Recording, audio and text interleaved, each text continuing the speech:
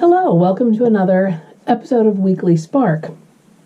This time I wanted to sit down and finish two pieces that I'd worked on in previous episodes. The first was like a kind of a watercolor wash layer, and then the second was some found paper, colored paper collage. So this third layer, I just wanted to add a little more interest, and I think I'm going to do some stamping and some stenciling. So I will put the links to the first two segments down below. Let me turn the camera around and then we'll finish these two pieces. So I have the two of them here, and this first one was done on an inexpensive piece of watercolor paper, and you can see the watercolor wash that was just a rectangular-ish shape, and then different papers collaged on both inside the space created by the watercolor and then also breaking the frame a little bit. This one I think needs something in this area that kind of crosses over these papers, but I also think it needs something here to break up this large area of paste paper and kind of connect these two papers together.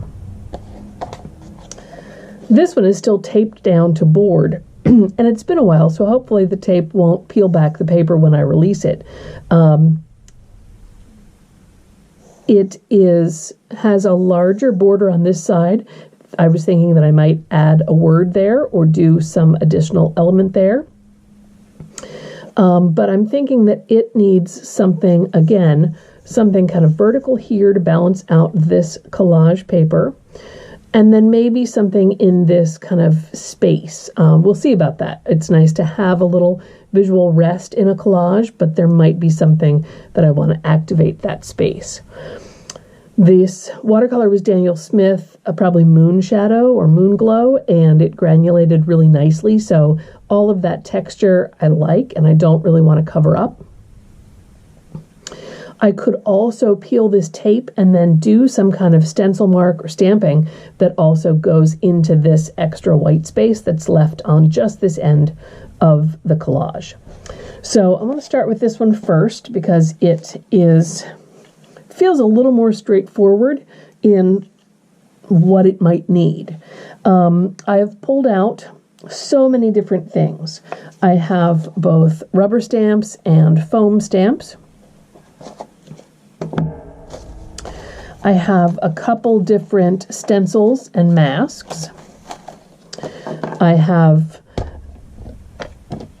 Distress Oxide pads as well as archival ink pads. I have some linoleum that I've carved myself. And then I have some other rubber stamps that are new to me, some florals and some leaf prints. So that, I've got a scrap paper here I can test things on. First thing I want to test is this round stamp that a friend gave me. It is slightly floral. I wanted to do kind of a labyrinth here. I thought that round motif would cross over these two papers really nicely. But this labyrinth felt a little too big for the space. Even if I go outside the rectangle, it's a little too close to the edge. So I'm fine with breaking that kind of self-imposed frame, but I don't want to go all the way to the edge of the paper. So I was thinking that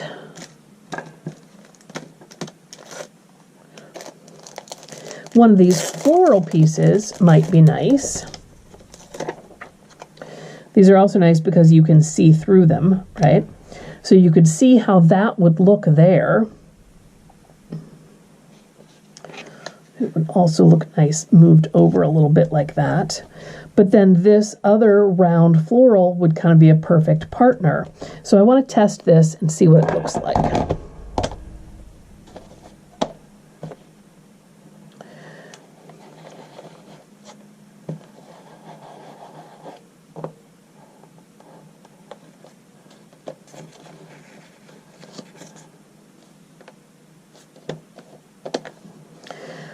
I did not get a really clear stamp of it because it was kind of hard to hold on to. But let me try that one more time because I think it might work really well.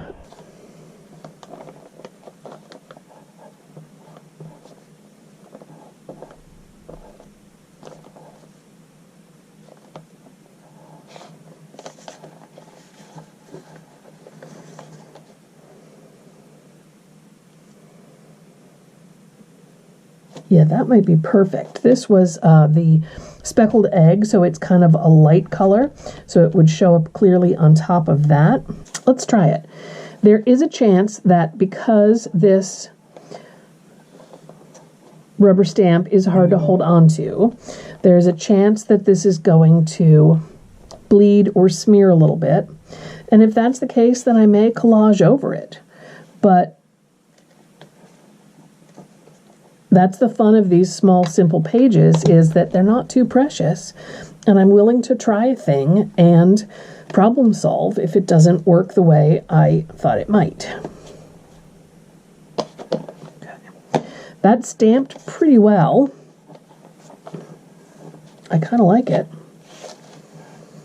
This one I think I want to stamp in a darker color because I want it to read over top of these other colors.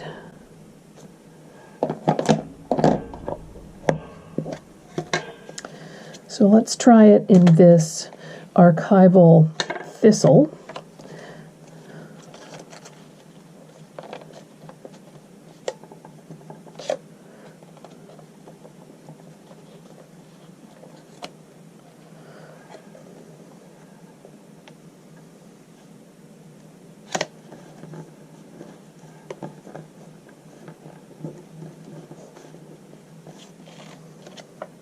Oh yeah, that works really well. I quite like that.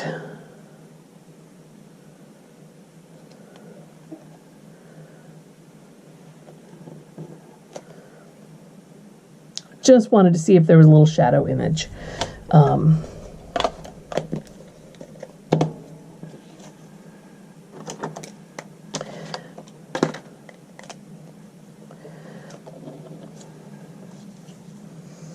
I'm just going to go in.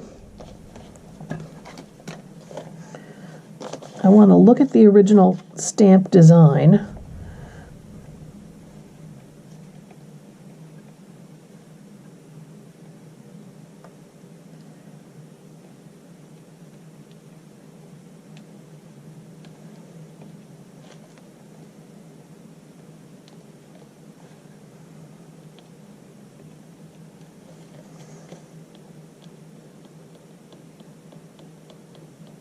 This is a Signo gel pen in white, and I'm not going to trace over everything, but I just wanted to give a little more pop to a few areas.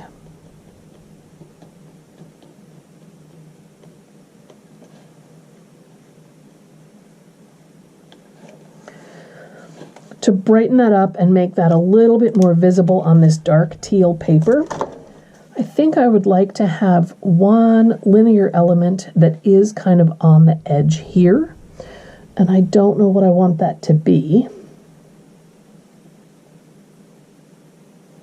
So let me set that aside and think about that. I might go in with a marker and actually write something. So this one's very close to done. The colors make me happy. It's really relies on those colors, based on those colors. So this one, I did get a couple new stamps right around Christmas on the break. I treated myself. These, as you can see, are Stampers Anonymous, and I love this swirly kind of leafy motif. It's kind of like an acanthus leaf, and so that, you know, it could go there.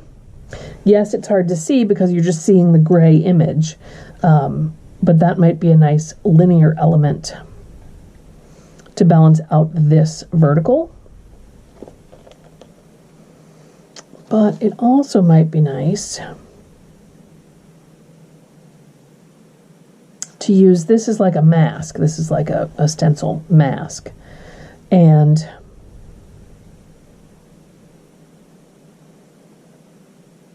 I think I want to try this. I think I'm going to take the tape off so that my stencil will extend a little bit beyond the edge where the watercolor ended.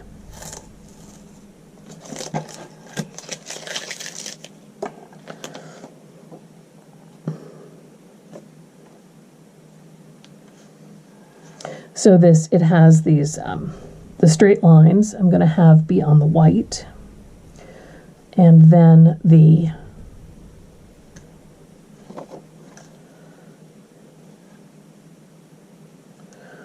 I like these because they're a little bit shorter.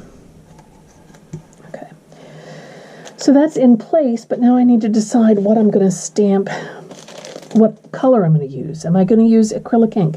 Am I going to use a stamp pad? You know, I've got these fun little finger spongy things so that I can use stamp pad and then get this stamp pad ink onto the page like that. We've got this rusty color over here, so rusty hinge would be good, but then there is kind of a dark, you know, it's that thistle again. So I think I'm going to do both of those. I think that I'm going to have two different finger daubers on because I don't really want to contaminate one color into the next. And I'm thinking rusty hinge more in the middle where the papers are lighter, where it's going to show up more clearly, and then some of the thistle on the top and the bottom where there's darker paper underneath. So this is kind of a new technique to me, using these finger daubers. I don't really know what you call them.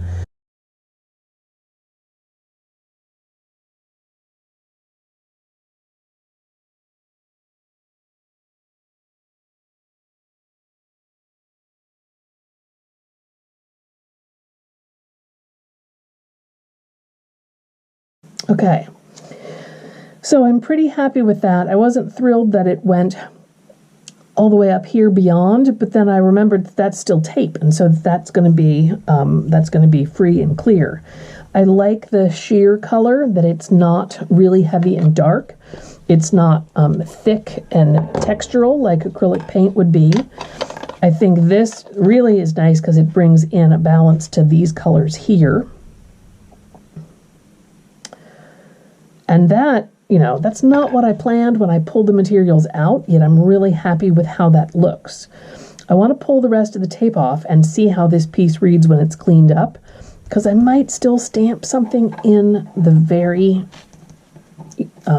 mellow space right there, but it may not need it.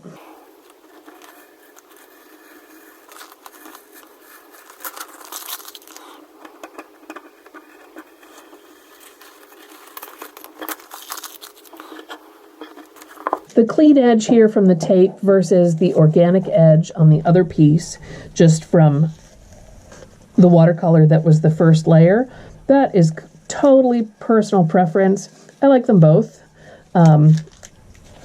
Just kind of depends what you're in the mood for. Yeah, that really is cool. And this little, the stenciled bit on the edge, I like it. There's still a little more space over here.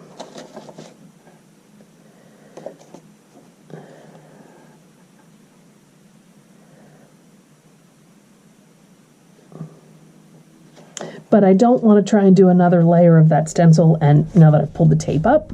So the thought I had for this small space is this little goddess stamp that I carved out of like Easy Carve. I think this pink stuff is by Speedball, and I think I'm going to do it. I think I'm not going to overthink it. I think I'm just going to play, trust my intuition,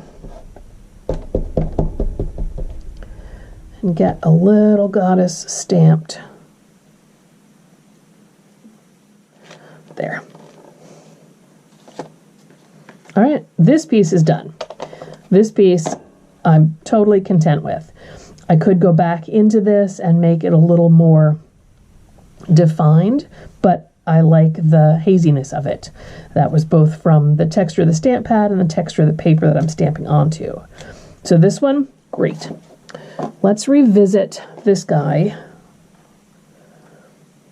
and see what else it might need. I do have some other stencils that are borders. And I have this stencil that's kind of just an all-over scatter pattern. So that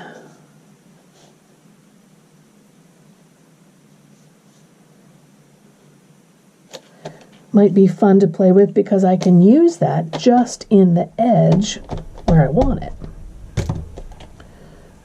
Now the archival ink in Thistle didn't work as well with the sponge tip, so let's try one of the distress inks because I know they work really well this way.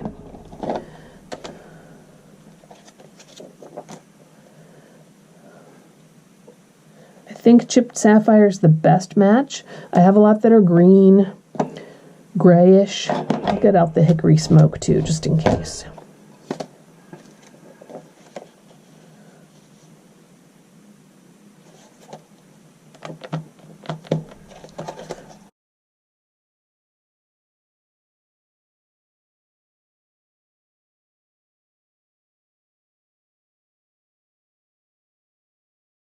Okay, I really like that in the corner.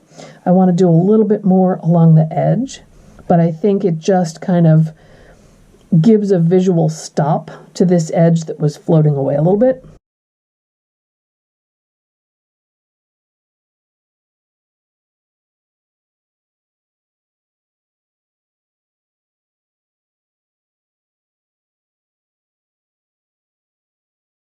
Okay. The stencil slid, so I wanted to pick it up and see if I had done any damage, but I think I have what I want. I have this sharp edge and this stenciled pattern that kind of create the edges of the piece. And yes, they're not perfectly uniform edges. We've got this curvy organic top edge and these two strips of paper that kind of break the frame top and bottom. But I think that gives it kind of a visual stop there. So great, I'm happy with that. That one's also done. The last thing that I want to do is date them. And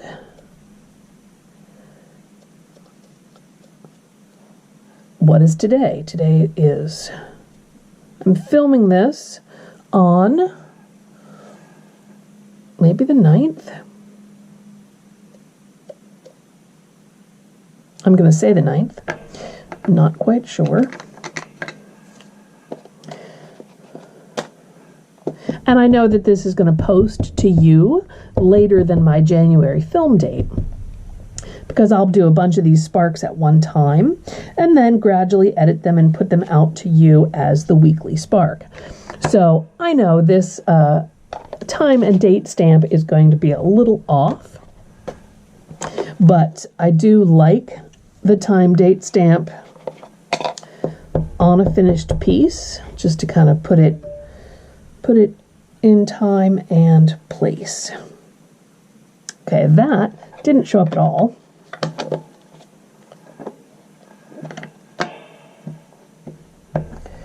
So it should be okay if I stamp right over it, because it really didn't show. There we go. So I have these dated January 9th. I hope that you enjoy them when they are coming to you in a different week of our new year, of our February 22. But these pieces done in 3 different sessions with both watercolors and collage and some stamping, watercolors, collage, some stamping, and some stenciling. Just simple, but responding to the colors and the shapes, responding to the composition as it kind of organically came about. I hope you enjoyed that, and I hope that sparks something that you can take to the page in your art journal. Thank you guys for tuning in, and I will see you next week.